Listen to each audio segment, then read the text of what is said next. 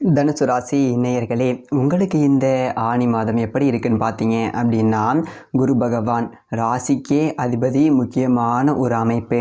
இதுதான் உங்களுக்கு அப்படியே கொஞ்சம் கிராஜுவலாக வாழ்க்கை அப்படிங்கிறத கொஞ்சம் ஓட்டுறதுக்கு முக்கியமான காரணம். ஏன்னா அவருடைய பார்வை அப்படிங்கிறது உங்களுடைய ராசியில் விழுகுது. ராசிக்கு சப்தமஸ்தானத்தில் 7வது வீட்டில் இருக்கார் அப்படிங்கிறது ஒரு யோகம். எடுத்தது ஒரு முயற்சிகள் அப்படிங்கிறது கைகூடக்கூடிய ஒரு அமைப்பு. இத்தனையும் குரு பகவான் கொடுக்குறாரு. இருந்தாலும் அப்பப்போ ஏதாவது பிரச்சனை வந்துகிட்டே இருக்கே ஜோசியரே, என்ன பண்ணுறது அப்படி ஒரு நிலை இல்லாமல் இருக்குது. ஒரு 10 நாளைக்கு நல்லா இருக்கேன், 10 நாளைக்கு நல்லா இல்லை, 10 நாளைக்கு நல்லா இருக்கேன், 10 நாளைக்கு நல்லா இல்லை, அப்படி தான் வாழ்க்கை ஓடுது. திடீர்னு பார்த்தீங்க அப்படின்னா ஒரு 1000 ரூபா வச்சுருக்கேன், அடுத்த நாள் பார்த்தீங்க அப்படின்னா 5 பைசா கூட இல்லை. அப்படியே ஒரு ஏற்றத்தாழ்வாகவே வாழ்க்கை ஓடிக்கிட்டு இருக்கே. அப்படியே நேராகவே போவாதா? 10 ரூபா எப்போதுமே நான் மிச்சம் வச்சுருக்கவே முடியாதா? இப்படி தான் காலம் முச்சூடும் அப்படியே வருமா? 15 நாள் பணக்காரன், 15 நாள் கடங்காரன், இப்படி தான் வாழ்க்கை ஓடுமா? அப்படிங்கிற மாதிரியான ஒரு கேள்விகளோட, விடை தெரியாத ஒரு கேள்விகளோட இந்த ஆனி மாதம் அப்படிங்கிறது உங்களுக்கு தொடங்குது. இன்னொரு முக்கியமான விஷயம், தனிப்பட்ட முறையில் ஜாதகம் பார்க்க இந்த வாரத்துக்கான அப்பாயின்மெண்ட் ஃபிக்ஸ் பண்ண சொல்லி நிறைய பேர் கேட்டிருந்தீங்க. இப்போது ரூபாய் 299 ரூபாய்க்கு தெளிவாகவும் விளக்கமாகவும் ஜாதகம் பார்த்து தரவங்க. தாழ்மையான வேண்டுகோள், இந்த நம்பருக்கு ஃபோன் கால் அல்லது வாட்ஸ்அப்பில் கூட நீங்கள் கேட்டு அவங்களுடைய அப்பாயின்மெண்ட் அப்படிங்கிறத ஃபிக்ஸ் பண்ணிக்கலாம். உங்களுக்கு தேவையான அனைத்து டீட்டெயிலுமே நம்ம டீமில் இருக்கிறவங்க கொடுத்துருவாங்க.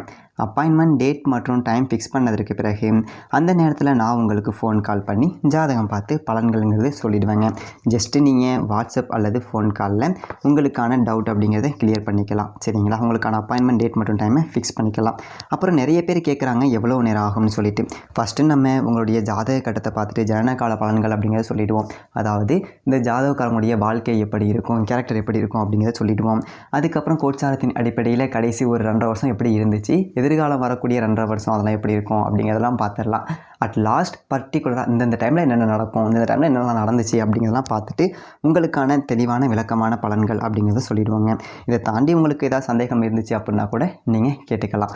ஒவ்வொரு ஜாதகத்துக்குமே 30 நிமிஷம் வரைக்கும் நம்ம எடுத்துப்போம். தெளிவாகவும் விளக்கமாகவும் பொறுமையாகவும் உங்களுக்கு நாங்கள் சொல்லிடுவோங்க.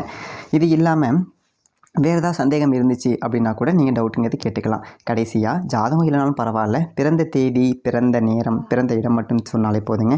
நாங்கள் உங்களுக்கு ஜாதகம் பார்த்து பலன்கள் அப்படிங்கிறது சொல்லிவிடுவாங்க. நீங்கள் வாட்ஸ்அப்பில் ஜஸ்ட் ஒரு மெசேஜ் மட்டும் பண்ணாலே போதும், இல்லை ஃபோன் கால் பண்ணி உங்களுடைய அப்பாயின்மெண்ட் ஃபிக்ஸ் பண்ணால் மட்டுமே போதுங்க. சரி, வாங்க நம்ம வீடியோக்குள்ளே போகலாம். அதுக்கு முக்கியமான காரணம் என்னென்னு பார்த்தீங்க அப்படின்னா, பொருளாதார நிலையில் பெரியதொரு முன்னேற்றம் அப்படிங்கிறதே இல்லை. ஒரு 10 ரூபா சம்பாதிக்கிறோம், ஓட்டுறோம், வரோம், அப்படி தான் பெருசாக ஒரு ஜாக்பாட் அடிக்கிற மாதிரி ஒரு யோகம் அப்படிங்கிறது வரமாட்டேங்குது. அதே மாதிரி சொந்த தொழில் தலைகீழ நின்று தண்ணி குடிச்சு பார்க்குறேன், சாதாரணமாக வரக்கூடிய வருமானம் தான் வருது, தொழிலில் ஒன்றும் பெரியதொரு முன்னேற்றம் இல்லையே, நான் ஒன்றும் சாதிக்கிறதுக்கான வாய்ப்பு கிடைக்கலையே அப்படிங்கிற மாதிரி புலம்பக்கூடிய நபர்கள் தான் தனுசு ராசிக்காரர்கள். அப்படிப்பட்ட உங்களுக்கு இந்ததொரு மாதத்தில் ஒரு சின்னதொரு ஜாக்பாட் அப்படிங்கிறது இருக்குது, ஒரு விஸ்வரூபம் அப்படிங்கிறது இருக்குது.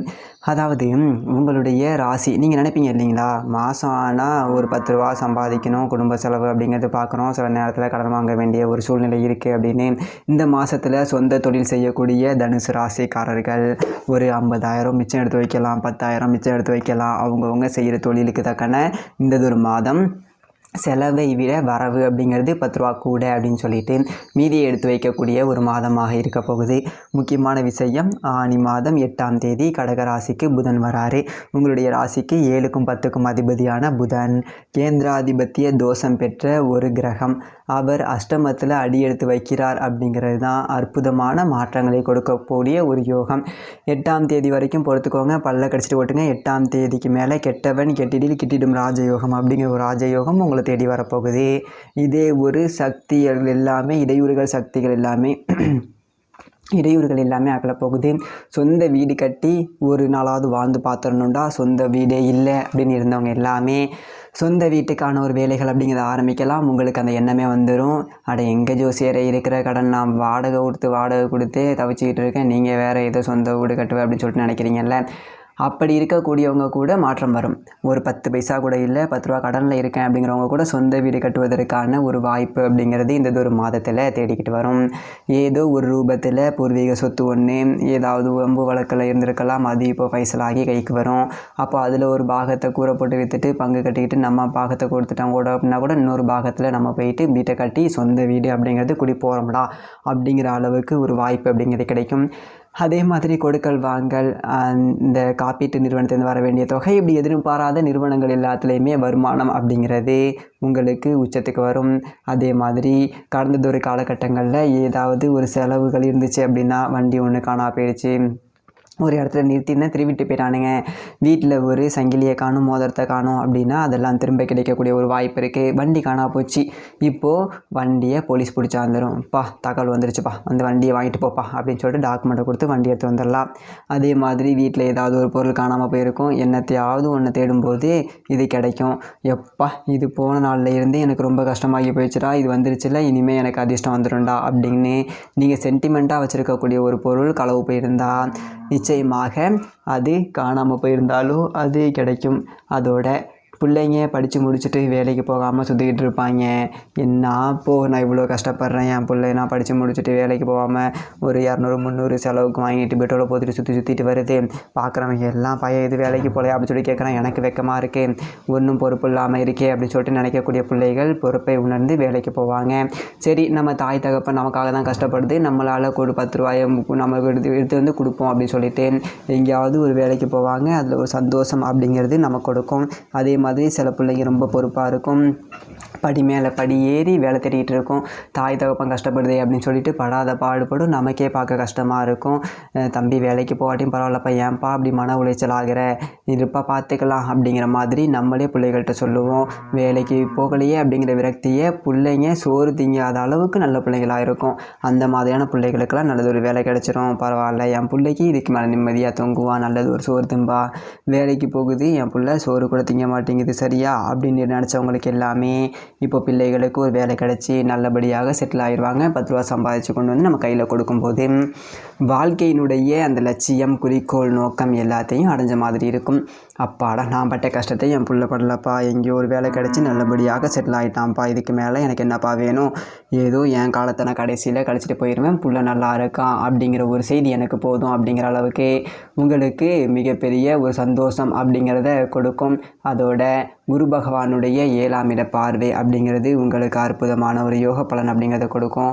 குரு பகவான் அற்புதமான ஒரு வீட்டில் இருந்துக்கிட்டு அற்புதமான பார்வையால் உங்களுடைய ராசியை பார்க்குறாரு, தன்னுடைய 7ஆம் பார்வையாக உங்களுடைய ராசியை பார்க்குறாரு. அப்படிங்கிறதுனால திருமணமாகாத தனுசு ராசிக்காரர்களுக்கு திருமணம் முடியும். ரொம்ப நாளாக வரன் பார்க்குறேன், ஆனால் தட்டிக்கிட்டே போகுது, சொந்த வீடு இல்லைங்கிறானுவோ, நல்லதொரு உத்தியோகம் இல்லைங்கிறானுவோ, இல்லைன்னா அது குறைச்சா இது குறைச்சங்கிறாங்க, இப்படியே தட்டிக்கிட்டே போன வரன் எல்லாமே இந்த ஒரு டைமில் ஏதோ ஒரு மூலையில் நல்லபடியாக அமைஞ்சு கல்யாண கனவுகள் அப்படிங்கிறது நிறைவேறும். கூட்டு தொழில் அப்படிங்கிறது நல்லாயிருக்கும். கூட்டாளிகளோட சேர்ந்து தொழில் செஞ்சீங்க, ஒரு நண்பன் சொந்தக்காரனோட கூட்டு தொழில் செய்கிறீங்க அப்படின்னா அதில் ஒரு 10 ரூபா சம்பாதிச்சு முன்னுக்கு வரக்கூடிய ஒரு வாய்ப்பு அப்படிங்கிறது இருக்குது. நண்பர்களோட உதவி அப்படிங்கிறதும் உங்களுக்கு ரொம்ப சிறப்பாகவே இருக்கும். நண்பர்கள் உங்களுக்கு நம்பிக்கை அளிக்கும் வகையில் நடந்துப்பாங்க அப்படிங்கிறது ஒரு அற்புதமான ஒரு விஷயம். அதே மாதிரி உங்களுடைய ராசிக்கு 3ஆவது வீட்டில் ராகு இருக்கார் அப்படிங்கிறதுனால எதையுமே செஞ்சு பார்த்துருவோம் அப்படிங்கிற ஒரு துணிச்சல் அப்படிங்கிறது வரும், ஒரு அசாத்திய துணிச்சல் அப்படிங்கிறது வரும். அதுக்கு முன்னாடி தனுசு ராசிக்காரவங்க ஒரு விஷயத்தில் லேசாக காலை விடுறது கிடையாது, அடுத்தடுத்து பார்த்துட்டு இருப்பீங்க, ஏதாவது பிரச்சனை ஆகிடுமோ அப்படிங்கிற மாதிரி பயந்தாங்குழிகள் கூட சொல்லலாம். முதல் போகிறதுக்கு பயப்படுவாங்க, ஆனால் இப்போ அதீத தைரியம், வாடா இறங்கி அடித்து பார்த்துருவோம் அப்படின்னு சொல்லிட்டு இறங்கி பார்த்துருவாங்க. நம்ம இறங்குறோம் பார்த்தீங்களா துணிச்சலாக, அதற்கு உண்டான ஒரு பரிசு அப்படிங்கிற மாதிரி உங்களுக்கு வெற்றிகள் அப்படிங்கிறதும் தேடிக்கிட்டு வரும். அர்த்தாஷ்டம சனி இருக்குது அப்படிங்கிறதுனால தாயாரோட உடல் ஆரோக்கியத்தில் சற்று கூடுதல் கவனம் அப்படிங்கிறது தேவை. அதே மாதிரி அம்மா வழி சொந்தங்கள்கிட்ட கொடுக்கல் வாங்கல் அப்படிங்கிறத வச்சுக்க வேணாம், பெரிய அளவில் சர்ச்சைகள் எதுவுமே நாம் சிக்கிக்க வேண்டாம். அதே மாதிரி தாய் வழி சொத்துக்களை பிரிச்சுக்கிற மாதிரி இருந்துச்சு அப்படின்னா கூட இன்னும் கொஞ்சம் நாளைக்கு தள்ளி போடுங்க, இப்போ ஒன்றும் தேவையில்லை அப்படிங்கிற ஒரு அடிப்படையில் கொஞ்சம் விட்டு கொடுத்து போகிறது அப்படிங்கிறது நல்லது. அதே மாதிரி இந்த அர்த்தாஷ்டம சனியினுடைய ஆதிக்கத்தை குறைக்கணும். சனிக்கிழமைகளில் காலையில் குளித்து முழுகிட்டு ஃபஸ்ட்டு சூரிய நமஸ்காரம் அப்படிங்கிறது செய்யுங்க. சனியினுடைய அப்பா சூரியன், சூரிய வணக்கம், விடிய காலையில் எழுந்திரிச்சு குளிச்சுட்டு சனிக்கிழமைகளில் சூரிய வணக்கம் செஞ்சுட்டு விநாயகர் வழிபாடு, விநாயகருக்கு ஒரு அருகம்புல் மாலை போட்டு ஒரு கற்பூரத்தை ஏற்றுங்க. அனுமன் வழிபாடு அப்படிங்கிறது செய்யுங்க. அனுமன் சன்னதியில் போயிட்டு ஸ்ரீராம ஜெயத்தை ஒரு 108 முறை சொல்லுங்கள். மாலை நேரத்தில் சனி பகவானுக்கு எல் விளக்குங்கிறது போடுங்க. மாற்றுத்திறனாளிகளுக்கு உங்களால் முடிஞ்சது உதவிகள் அப்படிங்கிறது செய்யுங்க. ஆனி மாதத்தில் இருந்து நல்ல நேரம் அப்படிங்கிறது தொடங்கிடுச்சு. தனுசு ராசிக்காரர்களுக்கு இனி தொடங்கி எல்லாம் நல்லதாகவே நடக்கும். மேலும் மிகச்சிறந்த நன்மையெல்லாம் நடக்க உங்கள் வீட்டுக்கு அருகில் உள்ள தனுசு ராசிக்காரர்கள் அப்படின்னாலே அந்த ராசிக்கு அதிபதி குரு பகவான் அப்படிங்கிறதுனாலையும் வீட்டுக்கு அருகில் உள்ள சிவன் கோவில் ஆலயம் சென்று குரு பகவானை வழிபட்டு குரு தட்சிணாமூர்த்தி அந்த மந்திரம் அதையும் சொல்லி வழிபடுங்க. நிச்சயமாக மிகச்சிறந்த மாற்றம் அப்படிங்கிறது உங்கள் வாழ்க்கையில் ஏற்படும். நன்றி, வணக்கம்.